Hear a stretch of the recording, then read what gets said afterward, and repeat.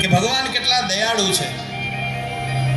બીજા શ્લોકમાં બાળકોએ જ્યાં શ્લોક બોલ્યું અર્થ સમજી ગયા કે ઓહો, ભગવાન ના સ્વભાવમાં પણ આટલી મધુરતા, આટલી ઉદારતા.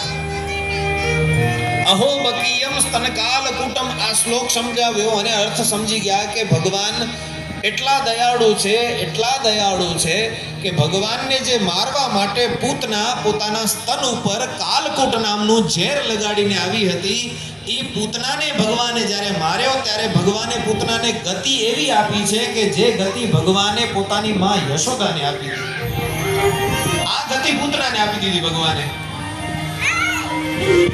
ભગવાન કહે છે કે ભલે મને મારવા માટે આવી હતી, પણ કામ તો એક માં એક દીકરાને દૂધ પીવડાવવાનું કરે એ એણે કર્યું ને. એટલે ભગવાને એટલા ઉદાર આવડતા નથી. અમારા ગુરુજી અમને બે જ શ્લોક શીખવાડ્યા છે. તમારા ગુરુ કોણ? અમારા ગુરુ વેદવ્યાસ.